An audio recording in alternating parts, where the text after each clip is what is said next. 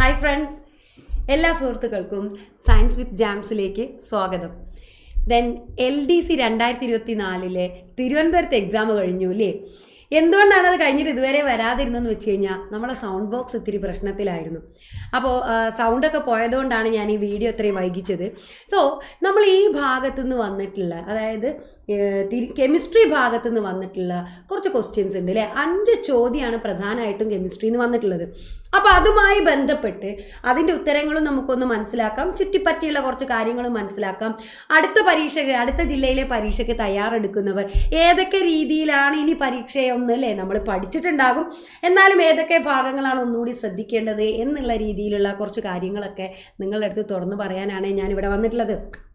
അപ്പോൾ നമുക്ക് നേരെ ക്വസ്റ്റ്യനിലേക്ക് കടക്കാം. ഓക്കെ, അപ്പോൾ LDC 2024 തിരുവനന്തപുരത്തുള്ള ഫ്രണ്ട്സൊക്കെ നന്നായിട്ട് എഴുതിയിട്ടുണ്ടാവുമെന്ന് വിചാരിക്കുന്നു.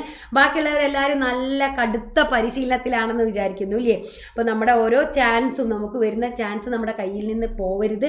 പ്ലാൻ ചെയ്ത് റിവിഷനുകൾ മാത്രമായിട്ട് ഇപ്പം മുന്നോട്ടേക്ക് പോവുക എന്നുള്ളതാണ് എനിക്ക് നിങ്ങളുടെ അടുത്ത് ആദ്യം പറയാനുള്ളത്. ഓക്കെ, അപ്പോൾ ഓരോ പരീക്ഷയുടെയും ഒരു 20 ഡേയ്സ് മുന്നേ എങ്കിലും നിങ്ങൾ പഠനം നിർത്തി പിന്നെ അത് റിവിഷൻ, നമ്മൾ പഠിച്ച ഭാഗങ്ങൾ റിവൈസ് ചെയ്യുക എന്നുള്ളതാണ് ശ്രദ്ധിക്കേണ്ടത്.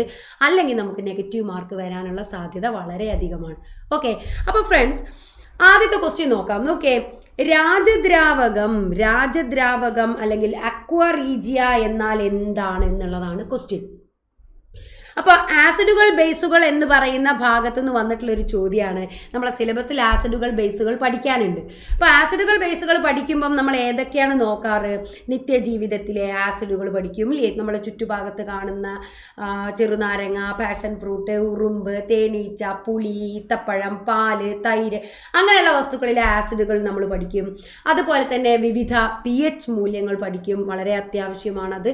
അതുപോലെ തന്നെ ചില മിനറൽ ആസിഡുകൾ പഠിക്കും. മിനറൽ ആസിഡുകൾ എന്ന് പറഞ്ഞു കഴിഞ്ഞാൽ പ്രധാനപ്പെട്ട മിനറൽ ആസിഡുകളാണ് സൾഫ്യൂരിക് ആസിഡ്, അതായത് H2SO4, അതുപോലെ തന്നെ HCl ഹൈഡ്രോക്ലോറിക് ആസിഡ്, ഇനി അതുപോലെ വേറൊന്നാണ് HNO3 നൈട്രിക് ആസിഡ്. ഇതാണ് നമ്മുടെ പ്രധാനപ്പെട്ട 3 മിനറൽ ആസിഡുകൾ. ഈ മിനറൽ ആസിഡുകളിൽ 2 ആസിഡുകളുടെ ഒരു മിശ്രിതമാണ് ഇപ്പോൾ തന്നിട്ടുള്ള അക്വാ റീജിയ എന്ന് പറയുന്നത്. സോ ഈ 3 ആസിഡുകളെ കുറിച്ച് നിങ്ങൾ നന്നായിട്ട് പഠിച്ചിരിക്കണം, വളരെ അത്യാവശ്യമാണത്. അപ്പോൾ 1-2 പോയിന്റുകൾ നമുക്ക് ഈ ആസിഡുകളെ കുറിച്ച് ഒന്ന് പറയാം, അതിനുശേഷം നമുക്ക് എന്ത് ചെയ്യാം, ഉത്തരത്തിലേക്ക് പോകാം. ഓക്കെ, അപ്പോൾ ആദ്യം നമുക്ക് H2SO4 സൾഫ്യൂരിക് ആസിഡിനെ കുറിച്ചുള്ള കുറച്ച് കാര്യങ്ങൾ പഠിക്കാം. ഈ സൾഫ്യൂരിക് ആസിഡ് എന്ന് പറയുന്ന ആസിഡിനെ നമ്മൾ പല പേരിലും വിളിക്കാറുണ്ട് അല്ലേ? സൾഫ്യൂരിക് ആസിഡ് എന്നാണ് പേര് എന്നുണ്ടെങ്കിലും ഇതിനെ വിളിക്കുന്ന പല, ഞാൻ പറയാറ് ഓമന പേരുകൾ എന്നാണ്, വെറുതെ നമുക്കൊന്ന് ഓർത്തിരിക്കാൻ വേണ്ടി ഞാൻ ജസ്റ്റ് പറയുന്നതാണ്. സൾഫ്യൂരിക് ആസിഡിനെ ഏതൊക്കെ പേരിലാണ് വിളിക്കുന്നതെന്നറിയോ? രാസവസ്തുക്കളുടെ രാജാവ്. അപ്പം രാജാവ് 2 രീതിയിലുണ്ട്. ഒന്ന്, ഓൾ കെമിക്കൽസ്, രാസവസ്തുക്കളുടെ രാജാവ് എന്നതിനെ വിളിക്കും. അതുപോലെ തന്നെ ആസിഡുകളുടെ രാജാവ് എന്നും സൾഫ്യൂരിക് ആസിഡിനെയാണ് വിളിക്കുന്നത്. അതേപോലെ തന്നെ സൾഫ്യൂരിക് ആസിഡ് എന്ന് പറയുമ്പോൾ ഏറ്റവും കൂടുതൽ PSCക്ക് ചോദിച്ചിട്ടുള്ളത് സൾഫ്യൂരിക് ആസിഡിൻ്റെ നിർമ്മാണ പ്രവർത്തനമാണ്.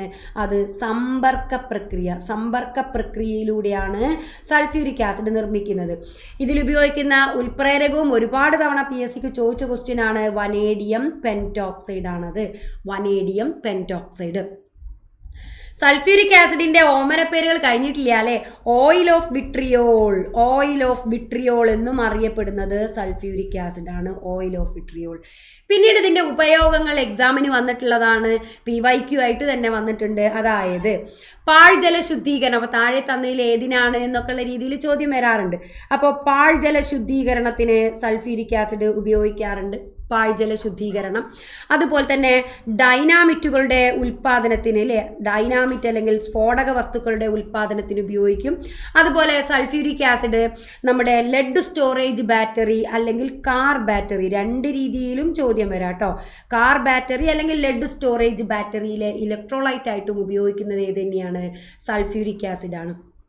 അപ്പം ഏറ്റവും ചുരുങ്ങിയത് സൾഫ്യൂരിക് ആസിഡ് എന്ന് പറയുന്ന രാസവസ്തുക്കളുടെ രാജാവ്, ഇതിനെക്കുറിച്ച് നമ്മൾ ഇത്രയും കാര്യങ്ങൾ അറിഞ്ഞിരിക്കണം. ദെൻ ഒരു പോയിന്റ് കൂടി ഓർത്തിരിക്കുക, സൾഫ്യൂരിക് ആസിഡിൻ്റെ നിർമ്മാണ പ്രവർത്തനത്തിൽ സൾഫ്യൂരിക് ആസിഡിന് തൊട്ട് മുൻപായി കിട്ടുന്ന ഒരു ഗാഢത കൂടിയ രൂപമാണ് ഒലിയം. അപ്പോൾ ഒലിയം എന്ന് പറഞ്ഞു കഴിഞ്ഞാൽ ആക്ച്വലി സൾഫ്യൂരിക് ആസിഡിൻ്റെ ഒരു ഗാഢത കൂടിയ രൂപമാണ്. ഇതിൽ വെള്ളം ചേർക്കുമ്പോൾ നമുക്ക് സൾഫ്യൂരിക് ആസിഡ് ലഭിക്കുന്നു. ഇത്രയുമാണ് സൾഫ്യൂരിക് ആസിഡിനെ കുറിച്ച് നമ്മൾ അറിഞ്ഞിരിക്കേണ്ട കാര്യങ്ങൾ. അടുത്തത് HCl, ഹൈഡ്രോക്ലോറിക് ആസിഡ്. ശരി, ഹൈഡ്രോക്ലോറിക് ആസിഡിനെ കുറിച്ച് നമുക്ക് എന്തൊക്കെയാണ് അറിഞ്ഞിരിക്കേണ്ടത്? അത്യാവശ്യമായിട്ട് അറിഞ്ഞിരിക്കേണ്ട പോയിന്റുകൾ ഞാൻ പറഞ്ഞുതരാം. ഹൈഡ്രോക്ലോറിക് ആസിഡിനെ സ്പിരിറ്റ് ഓഫ് സോൾട്ട് എന്ന് വിളിക്കാറുണ്ട്. സ്പിരിറ്റ് ഓഫ് സോൾട്ട് എന്നും അറിയപ്പെടുന്നത് ഹൈഡ്രോക്ലോറിക് ആസിഡ് ആണ് കേട്ടോ. Spirit of salt. ഓക്കെ, അതേപോലെ തന്നെ സൾഫ്യൂരിക് ആസിഡിൻ്റെ പഴയ പേര് അല്ലെങ്കിൽ ആദ്യം ഉപയോഗിച്ചിരുന്ന പേര് അല്ലെങ്കിൽ ആൽക്കമിക്കൽ നെയിം എന്നൊക്കെ ഇതിനെ പറയും. അത് മ്യൂരിയാറ്റിക് ആസിഡ് എന്നാണ്. മ്യൂരിയാറ്റിക് ആസിഡ് തൊട്ടു മുന്നേ നടന്ന UPSC എക്സാമിലെ ജൂലൈ മാസത്തിൽ തന്നെ നടന്നിട്ടുള്ള UPSC എക്സാമിന് ചോദിച്ചിട്ടുള്ള ക്വസ്റ്റ്യൻ ആയിരുന്നു. ഒരുപാട് തവണ PSCക്ക് ചോദിച്ചതാണ്. ദഹനരസത്തിൽ അടങ്ങിയ ആസിഡ് ഏതാണ്? അപ്പം നമ്മുടെ ദഹനരസത്തിലെ ആസിഡും ഏത് തന്നെയാണ്? Hydrochloric acid. ദെൻ ഇത് എന്തിനൊക്കെ ഉപയോഗിക്കുക എന്ന് വെച്ച് കഴിഞ്ഞാൽ മെയിനായിട്ട് പഞ്ചസാരയുടെ റിഫൈനിങ്ങിന് ഉപയോഗിക്കും. ദെൻ ജലാറ്റിൻ, ജലാറ്റിൻ എന്നിവയുടെ നിർമ്മാണത്തിനൊക്കെ ഹൈഡ്രോക്ലോറിക് ആസിഡാണ് ഉപയോഗിക്കാറ്. സ്പിരിറ്റ് ഓഫ് സോൾട്ട് എന്നാണ് ഇതിനെ പറയുക. പിന്നെ അതുപോലെ തന്നെ ഓക്സിജൻ അടങ്ങിയിട്ടില്ലാത്ത, നമ്മൾ HCl എന്ന് പറയുന്ന കെമിക്കൽ ഫോർമുല കേട്ടാൽ ഓക്കെയാണ്, പക്ഷേ അതിൻ്റെ പേരാണ് തരുന്നതെന്നുണ്ടെങ്കിൽ നമ്മൾ ചിലപ്പോൾ കൺഫ്യൂസ്ഡ് ആയി പോകും. ഓക്സിജൻ അടങ്ങിയിട്ടില്ലാത്ത ആസിഡാണ് ഹൈഡ്രോക്ലോറിക് ആസിഡ്. ദെൻ ഒരു കാര്യം കൂടി ഓർത്തിരിക്കുക, വില കുറഞ്ഞ ആസിഡ് എന്ന് പറയാറുണ്ട് ഇതിനെ. കമ്പാരിറ്റീവ്ലി വില കുറഞ്ഞ ആസിഡാണ് ഈ ഹൈഡ്രോക്ലോറിക് ആസിഡ് അല്ലെങ്കിൽ മ്യൂരിയാറ്റിക് ആസിഡ്. ഓക്കെ, ഞാൻ തമാശ രൂപേണ പറയും, നമ്മുടെയൊക്കെ വയറിനുള്ളിൽ ആസിഡ് അല്ലേ, അപ്പം അതിന് വലിയ വിലയൊന്നും കാണൂല എന്ന് പറയാറുണ്ട്, ഓർത്തിരിക്കുക. ദെൻ അടുത്ത ആസിഡാണ് നൈട്രിക് ആസിഡ്. HNO3 അല്ലെങ്കിൽ നൈട്രിക് ആസിഡ്. ഈ നൈട്രിക് ആസിഡിനെ വിളിക്കുന്ന പേരുകൾ എന്തൊക്കെയാണെന്ന് നോക്കാം. സ്പിരിറ്റ് ഓഫ് നൈറ്റർ എന്നറിയപ്പെടുന്ന സാധനമാണ് നൈട്രിക് ആസിഡ് കേട്ടോ. Spirit of നൈറ്റർ. ഇത്രയും പോയിന്റുകൾ നിങ്ങൾ എന്തായാലും പരീക്ഷയ്ക്ക് പോകുന്നതിന് മുമ്പ് ഈ ആസിഡുകളെ കുറിച്ച് പഠിക്കണം. Spirit of നൈറ്റർ. അതുപോലെ തന്നെ ഇതിൻ്റെ മറ്റൊരു പ്രത്യേകതയാണ് ഇത് പുകയുന്ന ആസിഡ് എന്നും ഇത് അറിയപ്പെടുന്നുണ്ട് കേട്ടോ. പുകയുന്ന ആസിഡ് ഏതാണ്? നൈട്രിക് ആസിഡാണ്. നൈട്രിക് ആസിഡ് അതായത് ഇതിന് നമ്മൾ പഴയ പേര് പറയുന്നത്, അല്ലെങ്കിൽ നമ്മൾ നേരത്തെ പറഞ്ഞില്ലേ ആൽക്കമിക്കൽ നെയിം എന്നൊക്കെ, അത് അക്വാഫോർട്ടീസ് എന്നാണ് കേട്ടോ. പഴയ പേര് അക്വാഫോർട്ടീസ് ആണ്. പിന്നെയാണ് ഇതെന്തായത് നൈട്രിക് ആസിഡ് ആയത്. പഴയ പേര് അക്വാഫോർട്ടീസ്. അക്വാ എന്ന് കേൾക്കുമ്പോൾ തന്നെ ഒരു കാര്യം മനസ്സിലായി, അക്വാ റീജിയയിൽ ഈ സാധനം ഉണ്ട് എന്നുള്ളത് നമുക്കൊരു ഏകദേശം ഊഹിക്കാം അല്ലേ. ബാക്കി കൂടി നോക്കാം. ഇനി വേറൊരു കാര്യം, ഈ അക്വാ റീജിയയിൽ നൈട്രിക് ആസിഡ് ഉണ്ട് എന്നുള്ളത് ശരി തന്നെയാണ്. നൈട്രിക് ആസിഡിനെ കുറിച്ച് മറ്റു ചില കാര്യങ്ങൾ കൂടി നമുക്ക് നോക്കാനുണ്ട്. ഇത് ശക്തിയേറിയ ഒരു ഓക്സികാരിയാണ്. നൈട്രജൻ ഉണ്ട്. അങ്ങനെ പറയുമ്പോൾ സൾഫ്യൂരിക് ആസിഡിനെ നിർജ്ജലീകാരകമായിട്ട് ഉപയോഗിക്കാൻ പറ്റും. ഇപ്പോൾ നമ്മൾ ഓർത്തിരിക്കേണ്ട കാര്യമാണ് ക്ലോറിന്, അതുപോലെ സൾഫർ ഡയോക്സൈഡ്, ഇവയുടെയൊക്കെ നിർമ്മാണത്തിൽ ക്ലോറിന്, സൾഫർ ഡയോക്സൈഡ് ഇവയുടെയൊക്കെ നിർമ്മാണത്തിൽ ഇതിനെ നിർജ്ജലീകാരകമായിട്ട് ഉപയോഗിക്കും. അതായത് ജലത്തിനെ വലിച്ചെടുക്കാൻ വേണ്ടി ഉപയോഗിക്കും. ഇത് ജലം നന്നായിട്ട് വലിച്ചെടുക്കുന്നതാണ്. ഓക്കെ, അപ്പോൾ പക്ഷേ നൈട്രിക് ആസിഡിനെ കുറിച്ച് പറയുമ്പം ഇതൊരു ശക്തിയേറിയ ഓക്സികാരിയാണ് ഓർത്തിരിക്കുക. ഓക്കെ, അപ്പോൾ സ്പിരിറ്റ് ഓഫ് നൈറ്റ്, അക്വാഫോർട്ടിസ്, പുകയുന്ന ആസിഡ്, ഇതൊക്കെയാണ് ഇതിനെ പറയുന്ന പേര്. 1-2 പോയിന്റുകൾ കൂടി ഓർത്തിരിക്കുക. സ്വർണത്തിൻ്റെ പരിശുദ്ധി കണക്കാക്കാൻ ഉപയോഗിക്കുന്ന ആസിഡാണ് പരിശുദ്ധി. അതുപോലെ തന്നെ വേറൊരു കാര്യമാണ് ഈ നൈട്രിക് ആസിഡിൻ്റെ നിർമ്മാണം ഓസ്റ്റ്വാൾഡ് പ്രക്രിയയാണ്. ഓസ്റ്റ്വാൾഡ് എന്ന് പറയുമ്പോൾ നമ്മൾ ഓടി വരണം നമ്മളെ മനസ്സിലേക്ക്. എന്താ? ആറ്റമോസ് എന്ന ലാറ്റിൻ പദത്തിൽ നിന്ന് പേര് നൽകിയ ആളും ആര്യനെയായിരുന്നു, ഓസ്റ്റ്വാൾഡ് ആയിരുന്നു എന്നുള്ളത് ഓർത്തിരിക്കുക. ഓക്കെ, ദെൻ നൈട്രിക് ആസിഡ് നമ്മൾ പറഞ്ഞു സ്വർണത്തിൻ്റെ പരിശുദ്ധി കണക്കാക്കാൻ ഉപയോഗിക്കുന്ന ആസിഡാണ്. അതുപോലെ തന്നെ പ്രോട്ടീൻ്റെ സാന്നിധ്യം കണക്കാക്കാൻ അല്ലെങ്കിൽ കണ്ടെത്താൻ ഉപയോഗിക്കുന്ന ആസിഡ് ഏത് തന്നെയാണ്? നൈട്രിക് ആസിഡാണ്. അപ്പോൾ സ്കിന്നിലൊക്കെ വീണ് കഴിഞ്ഞാൽ സ്കിന്നിലെ പ്രോട്ടീനുമായി ചേർന്ന് സാന്തോപ്രോട്ടിക് ആസിഡ് ഉണ്ടാകുന്നതാണ് ഈ മഞ്ഞ നിറം വരാനുള്ള. അപ്പോൾ സ്കിന്നിലെങ്ങാനും നൈട്രിക് ആസിഡ് ഇത്തിരി വീണ് കഴിഞ്ഞാൽ മഞ്ഞ നിറം വരും. അപ്പോൾ അതിനുള്ള കാരണം സ്കിന്നിലെ പ്രോട്ടീനുമായി പ്രവർത്തിച്ച് എന്തുണ്ടാകും? സാന്തോപ്രോട്ടിക് ആസിഡ് ഉണ്ടാകും. ഇതാണ് മഞ്ഞ നിറം ഉണ്ടാകാനുള്ള കാരണം. ഓക്കെ, അപ്പോൾ ഈ 3 മിനറൽ ആസിഡുകളെ കുറിച്ചും ഇത്രയും കാര്യങ്ങൾ എന്തായാലും നമ്മൾ അറിഞ്ഞിരിക്കണം. ഓക്കെ, ഇനി ഇതിലെ 2 മിനറൽ ആസിഡുകൾ വെച്ചിട്ടാണ് അക്വ റീജി ഉണ്ടാക്കുന്നത്. ഏതൊക്കെയാണെന്ന് അറിയാതെ? ഒന്ന് നൈട്രിക് ആസിഡ്, മറ്റൊന്ന് ഹൈഡ്രോക്ലോറിക് ആസിഡ്. നൈട്രിക് ആസിഡും ഹൈഡ്രോക്ലോറിക് ആസിഡും. ഇനി ഇത് എങ്ങനെ എടുക്കും? അതായത് നമ്മൾ നേരത്തെ ഞാനൊരു ക്ലൂ തന്നില്ലേ, വില കുറഞ്ഞ ആസിഡ്. അപ്പോൾ നമ്മളൊരു സാധനം ഉണ്ടാക്കുന്ന സമയത്ത് വില കുറഞ്ഞതാണെങ്കിൽ കുറച്ചധികം വാരിയിടുക, പ്രശ്നമില്ല. അപ്പോൾ ഇത് ഒരു 3 ടീസ്പൂൺ എടുക്കാം. Nitric acid 1 teaspoon. So 1 teaspoon nitric ആസിഡും 3 ടീസ്പൂൺ ഹൈഡ്രോക്ലോറിക് ആസിഡും കൂടി മിക്സ് ചെയ്താൽ 4 ടീസ്പൂൺ അക്വ റീജിയ തയ്യാർ. അപ്പോൾ 1:3 ആണ് അംശബന്ധം എന്നോർത്തിരിക്കുക. നൈട്രിക് ആസിഡ് ഹൈഡ്രോക്ലോറിക് ആസിഡ് 1:3 എന്ന അംശബന്ധത്തിൽ. ഓക്കെ ആണ്. അപ്പോൾ ഇത്രയും കാര്യങ്ങൾ ഓർത്തിരിക്കുക. പ്ലസ് ഞാൻ നിങ്ങളുടെ അടുത്ത് പറഞ്ഞിട്ടുണ്ട്, ആസിഡുമായി ബന്ധപ്പെട്ടിട്ടുള്ള നിത്യജീവിതത്തിലെ ആസിഡുകളിലെ നാരങ്ങ, ഓറഞ്ച്, മുന്തിരി. അപ്പോൾ നാരങ്ങയിലൊക്കെ ആണെങ്കിൽ സിട്രിക് ആസിഡ്, അതേമാതിരി ആപ്പിൾ മാലിക് ആസിഡ്, പുളി, മുന്തിരി, ഈത്തപ്പഴം ടാർട്ടാറിക് ആസിഡ്, പാല്, തൈര്, മോര് ലാക്റ്റിക് ആസിഡ്, ഉള്ളി, തക്കാളി, ഉരുളക്കിഴങ്ങ് ഓക്സാലിക് ആസിഡ്, അങ്ങനെയുള്ള ആസിഡുകൾ പഠിക്കുക. അതുപോലെ തന്നെ pH വാല്യൂസ് ഇമ്പോർട്ടൻ്റ് ആയിട്ടുള്ള, അതായത് മനുഷ്യരക്തം, കണ്ണുനീര്, മൂത്രം, കടൽ ജലം, ടൂത്ത് പേസ്റ്റ്, അതിൻ്റെയൊക്കെ ഒരു pH പഠിച്ചു എന്നുകൂടി ഒന്ന് ഉറപ്പ് വരുത്തിക്കൊള്ളുക കേട്ടോ. ദെൻ അടുത്തത്, താഴെ പറയുന്നവയിൽ യഥാർത്ഥ ലായനി ഏത് എന്നാണ് ക്വസ്റ്റ്യൻ. യഥാർത്ഥ ലായനി നമ്മൾ മിശ്രിതങ്ങൾ എന്ന് പറയുന്ന ഏരിയയിലാണ് യഥാർത്ഥ ലായനി, അതുപോലെ തന്നെ കൊളോയിഡ്, സസ്പെൻഷനുകൾ, ഇതൊക്കെ പഠിക്കുന്നത് അല്ലേ. അപ്പോൾ യഥാർത്ഥ ലായനി എന്ന് പറഞ്ഞു കഴിഞ്ഞാൽ ഒരു കാര്യം മനസ്സിലാക്കിക്കൊള്ളുക, യഥാർത്ഥ ലായനി എന്ന് പറയുന്നത് ഒരു ഏകാത്മക മിശ്രിതമാണ്. ഏകാത്മക മിശ്രിതം, അതായത് എല്ലാ ഭാഗത്തും ഒരുപോലെ ലീനം അല്ലേ. പഞ്ചസാര എന്ന് പറയുന്ന 1 ടീസ്പൂൺ പഞ്ചസാര 1 ഗ്ലാസ് വെള്ളത്തിൽ ലയിച്ച് ചേർന്നാൽ എല്ലായിടത്തും എടുത്തു നോക്കിയാൽ, മുകളിൽ നിന്ന് ഇത്തിരി എടുത്തു നോക്കിയാലും താഴെ ടാപ്പ് വഴി ഇത്തിരി എടുത്തു നോക്കിയാലും ഒരേപോലെ പഞ്ചസാര കാണുമല്ലോ. അപ്പം ഏകാത്മക ലായനിയാണ് എന്ത് ഈ എന്താ പറയുക, യഥാർത്ഥ ലായനി എന്ന് പറയുന്നത്. അതുപോലെ തന്നെ യഥാർത്ഥ ലായനി എന്ന് പറയുന്നതിൻ്റെ മറ്റൊരു പ്രത്യേകതയാണ് ഇത് അരിച്ചു വേർതിരിക്കാനാവൂല. ഇരുന്ന് കഴിഞ്ഞാൽ അടിഞ്ഞു കൂടില്ല.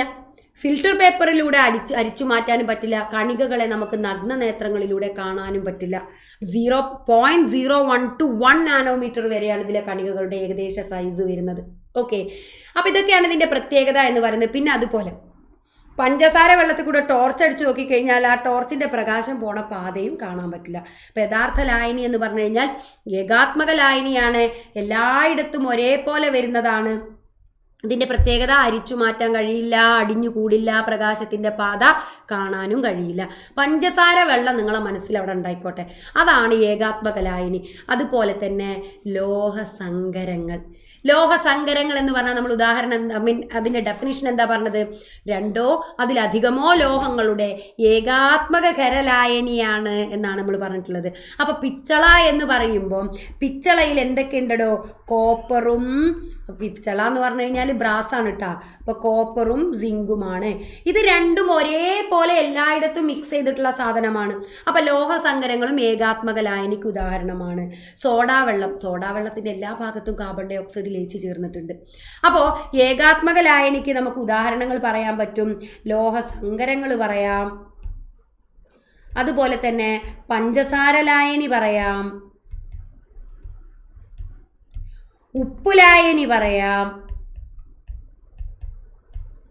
ഇനി അതുപോലെ തന്നെ നമുക്ക് എന്താ പറയുക, സോഡാ വെള്ളം. അപ്പോൾ എല്ലായിടത്തും ഒരേപോലെ വന്നിട്ടുള്ളവരെയൊക്കെ നമുക്ക് എന്ത് പറയാം?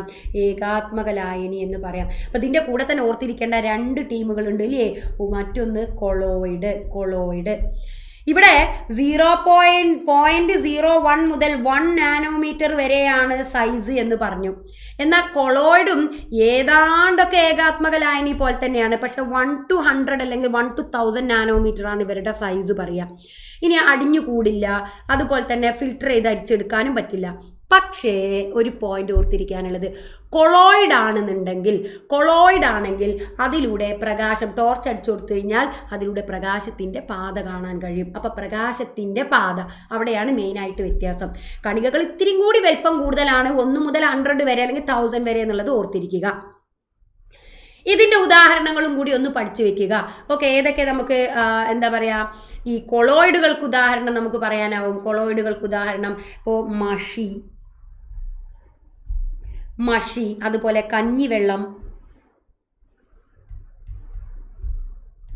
അതുപോലെ രക്തം, മഷി, കഞ്ഞിവെള്ളം, അതുപോലെ മൂടൽമഞ്ഞ്, പാല്. കണ്ടോ, ഇതൊക്കെ എന്താ, കൊളോയിഡുകളാണ്, കൊളോയിഡുകൾ. പിന്നുള്ള ഒരു ടീമാണ് ഏത്, സസ്പെൻഷനുകൾ. ഈ സസ്പെൻഷൻ എന്ന് പറഞ്ഞു കഴിഞ്ഞാൽ നിങ്ങൾ ഒറ്റ കാര്യം അങ്ങോട്ട് ആലോചിച്ചാൽ മതി ഓർത്തിരിക്കാൻ. ചളിവെള്ളം, ചോക്കുപൊടി കലക്കിയ വെള്ളം, ഇങ്ങനെയൊക്കെ അങ്ങോട്ട് ആലോചിക്കുക. അപ്പം നമുക്ക് മനസ്സിലാവും കണികകളുടെ വലിപ്പം വളരെ കൂടുതലാണ്, 1000 നാനോമീറ്ററിനേക്കാളും കൂടുതലാണ്. അരിച്ചു മാറ്റണോ? അരിച്ചു മാറ്റാൻ പറ്റുമല്ലോ.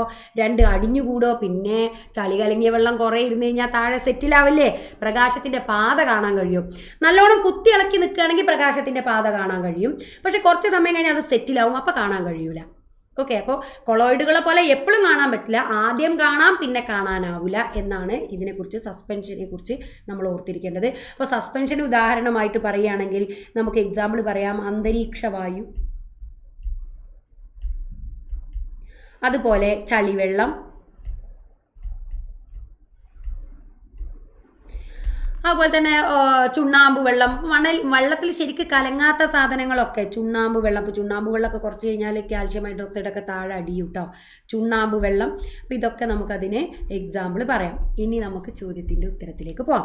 അപ്പോൾ താഴെ പറയുന്നവർ യഥാർത്ഥ ലായനി ഏത് എന്നാണ് പറഞ്ഞത്. പാൽ എന്തായാലും അല്ല, കൊളോയിഡാണ് നമ്മൾ പറഞ്ഞു കഴിഞ്ഞു. കഞ്ഞിവെള്ളമല്ല, കൊളോയിഡാണ് നമ്മൾ പറഞ്ഞു കഴിഞ്ഞു. ചളിവെള്ളമല്ല, സസ്പെൻഷനാണ് എന്ന് പറഞ്ഞു. പിന്നെ ആരാ, ഇതൊരു ലോഹസങ്കരമല്ലേ, സോഡിയം അമാൽഗം. നമ്മൾ പറഞ്ഞിട്ടില്ലേ, ഏതൊരു ലോഹങ്ങളുടെയും കൂടെ മെർക്കുറി കൂടിച്ചേരുമ്പോഴാണ് നമ്മൾ അതിനെ അമാൽഗം എന്ന് പറയുന്നത്. അപ്പോൾ സോഡിയം അമാൽഗം എന്ന് പറഞ്ഞു കഴിഞ്ഞാൽ ആരൊക്കെ ഉണ്ടാകും, സോഡിയവും മെർക്കുറിയും ചേരുമ്പം നമുക്ക് എന്ത് കിട്ടും, സോഡിയം അമാൽഗം കിട്ടും. അപ്പോൾ ഉത്തരം ഓപ്ഷൻ ബി ആണ്, ഓർത്തിരിക്കുക. അടുത്ത ക്വസ്റ്റ്യനിലേക്ക് പോവാണ്. 3ാമത്തെ ചോദ്യം, താഴെ പറയുന്നതിൽ സിങ്ക് ബ്ലെൻഡ് എന്നറിയപ്പെടുന്നത്, സിങ്ക് ബ്ലെൻഡ് ഇല്ലേ, അയിരുകൾ എന്തായാലും പഠിച്ചു വെച്ചോളുക. ഞാൻ നിങ്ങളോട് ഇതിന് മുൻപും പറഞ്ഞിട്ടുള്ള കാര്യമാണ്, ക്ലാസ്സിലുള്ള കുട്ടികളോടും പറഞ്ഞിട്ടുണ്ടായിരുന്നു. അയിരുകളില്ലാത്തൊരു LD LGS ക്വസ്റ്റ്യൻ പേപ്പേഴ്സ് ഒന്നും നമുക്ക് സാധാരണയായിട്ട് കാണാൻ കഴിയാറില്ല. LDക്കൊക്കെ എപ്പോഴും അയിരുകൾ ചോദിക്കാറുണ്ട്. അപ്പോൾ അയിരുകളെ കുറിച്ച് കുറച്ച് കാര്യമായിട്ട് ആലോചിക്കുക, ഓർത്തിരിക്കുക, പഠിക്കുക. ഇരുമ്പ്, mercury, zinc, uranium, thorium, aluminium, ഇത്രയും ആളുകൾ വളരെ ഇമ്പോർട്ടൻ്റ് ആണ്, എപ്പോഴും ചോദ്യം വരുന്നതാണ്, ഓർത്തിരിക്കുക. അപ്പോൾ സിങ്കിൻ്റെ ഒരു അയിരാണ് സിങ്ക് ബ്ലെൻഡ് എന്നുള്ളത് നമുക്ക് മനസ്സിലായി. ഇനി സിങ്കിൻ്റെ ഏത് അയിരാണ് എന്നുള്ളത്, പ്രധാനപ്പെട്ട കുറച്ച് അയിരുകളൊന്ന് നോക്കിയിട്ട് ഇങ്ങ് തിരിച്ചു വരാം കേട്ടോ. അപ്പോൾ ആദ്യം നമുക്ക് എന്ത് ചെയ്യാം, ഇരുമ്പിൻ്റെ അയിരുകളൊന്ന് നോക്കാം. ഇരുമ്പിൻ്റെ അയിര്, പ്രധാന അയിര് ഏത് എന്ന് പോലും PSCക്ക് ചോദ്യം വന്നിട്ടുണ്ട്. ഇരുമ്പിൻ്റെ പ്രധാന അയിരാണ് ഹേമറ്റൈറ്റ്. Fe2O3 ആണ് അതിൻ്റെ കെമിക്കൽ ഫോർമുല എന്നുകൂടി പഠിക്കുന്നത് ആരോഗ്യത്തിന് ഇത്തിരി നല്ലതാണ്. ദെൻ വേറൊരു അയിരാണ് മാഗ്നറ്റൈറ്റ്. മാഗ്നറ്റൈറ്റിൻ്റെ കെമിക്കൽ ഫോർമുലയും കൂടി ഒന്ന് പഠിച്ചു വെച്ചോളൂ, Fe3O4 ആണ്. പിന്നൊന്ന് വിഡ്ഢികളുടെ സ്വർണം എന്നറിയപ്പെടുന്ന അയൺ പിറൈറ്റിസ്. വേറൊന്നാണ് സിഡറൈറ്റ്. ഇനിയൊന്ന് ലിമോണൈറ്റ്. അപ്പോൾ ഇത്രയും ഇരുമ്പിൻ്റെ അയിരുകളാണ്. ഓക്കെ, ഏറ്റവും പ്രധാനപ്പെട്ട, ഏറ്റവും ചോദ്യം വരുന്ന രീതിയിലാണ് ഞാനിപ്പോൾ ഇത് നിങ്ങൾക്ക് പറഞ്ഞു തരുന്നത്. അടുത്തത് മറ്റൊരു പ്രധാനപ്പെട്ട ലോഹമാണ് അലൂമിനിയം. അലൂമിനിയത്തിൻ്റെ അയിരേതാ, അലൂമിനിയത്തിൻ്റെ അയിര് എപ്പോഴും ബോക്സൈറ്റ്. ഒരുപാട് തവണ അത് PSCക്ക് ചോദ്യം വന്നിട്ടുള്ളതാണ് കേട്ടോ, അലൂമിനിയത്തിൻ്റെ അയിര് ബോക്സൈറ്റ്.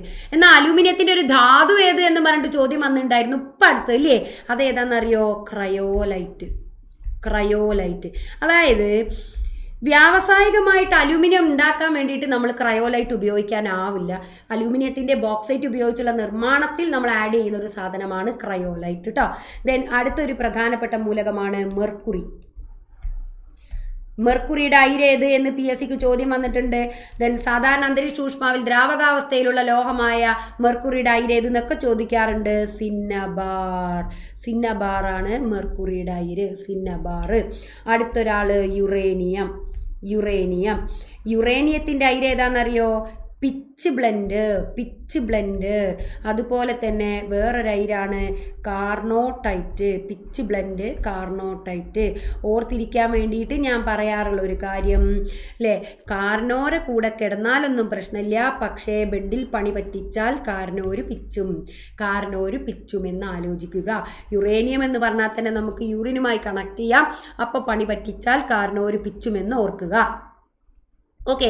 ദെൻ മറ്റൊന്ന് വേറൊരു ലോഹം ആണ്, ഇമ്പോർട്ടൻ്റ് ആയിട്ടുള്ള ഒരു ലോഹമാണ് സിങ്ക്. ഒരുപാട് തവണ വന്നിട്ടുണ്ട്, എത്രയോ തവണയായി ഇപ്പോൾ കണ്ടിന്യൂസ് ആയിട്ട് സിങ്ക് തന്നെ വന്നുകൊണ്ടിരിക്കുകയാണ്.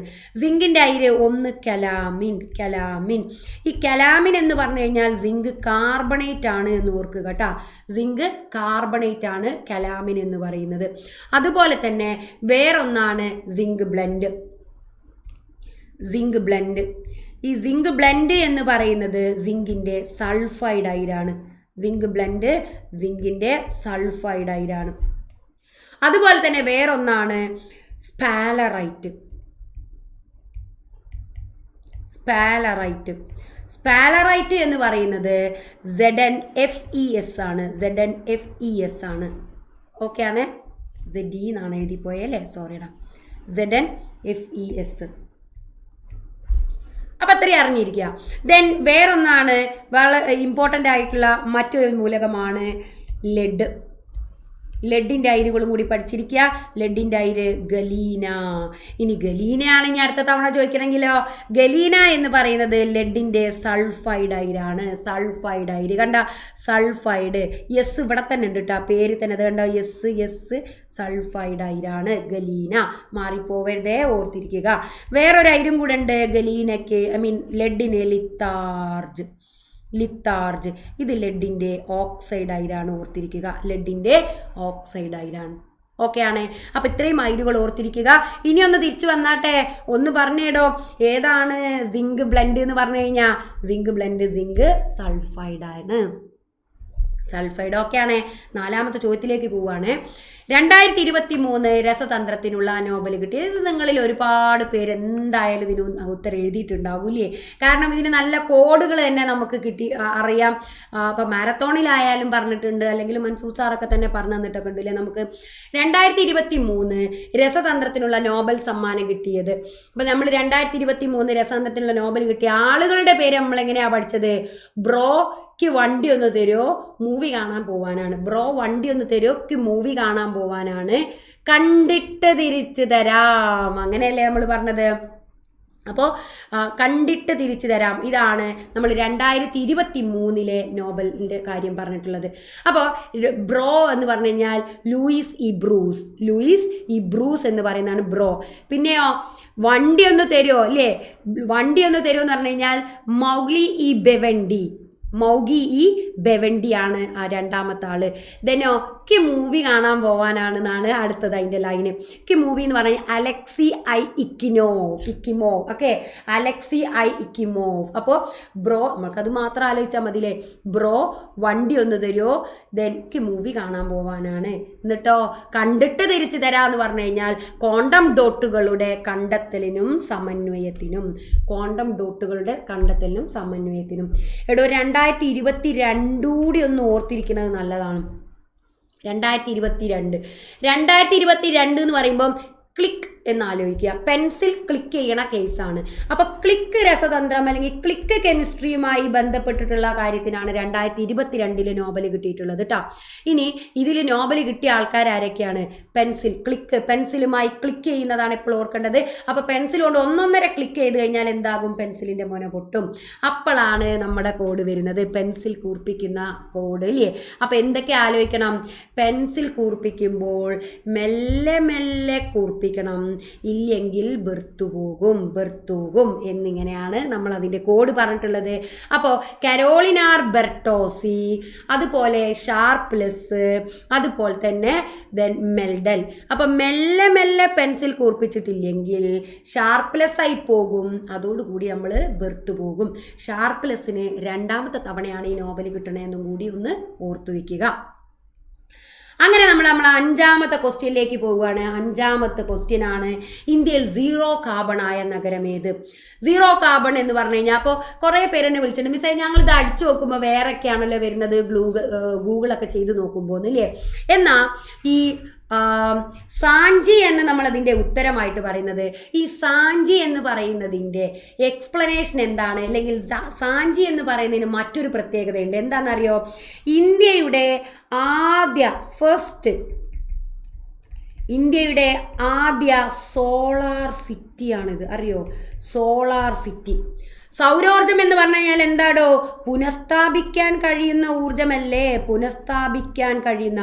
സോ ഈ പുനഃസ്ഥാപിക്കാൻ കഴിയുന്ന ഊർജം ഉൽപ്പാദിപ്പിക്കുന്ന എന്ന നിലയിൽ ഫേമസ് ആണ് ഏത്? സാഞ്ചി എന്ന് പറയുന്ന സിറ്റി.